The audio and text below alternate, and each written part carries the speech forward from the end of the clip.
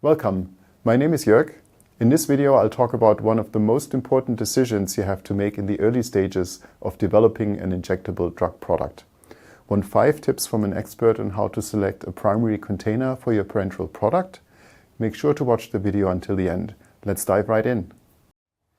Vials are typically the standard for clinical trials, given their well-established manufacturing processes and regulatory pathways, the simplicity of their components and their support for flexible dosing. But what factors need to be considered when exploring other containers? First, patients' needs are evolving. Demand for self-administered formats is increasing particularly fast. Keep this in mind when thinking about your primary container. Second, ask yourself, what is your optimal container? If you know your dosing regimen already, it might be smart to move beyond vials. Starting this process early can save significant time and development costs. Third, it's important to ask, will we be moving into an injection device later? If you plan to launch in an injection pen or autoinjector, start these discussions early. Some devices may dictate your primary packaging options.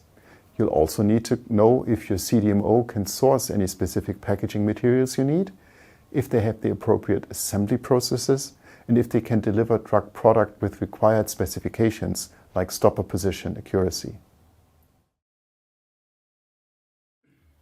Fourth, don't forget to think about import-export regulations, issues, fees or licenses associated with shipping your materials internationally.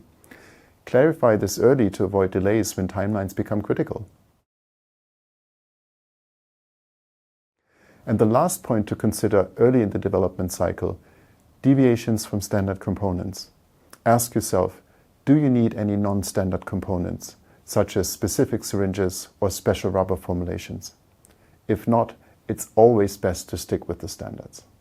That brings us to the end of this video. If you've enjoyed it, please leave a like and subscribe for future updates. If you'd like to know more about the topic, check our website. And see you next time.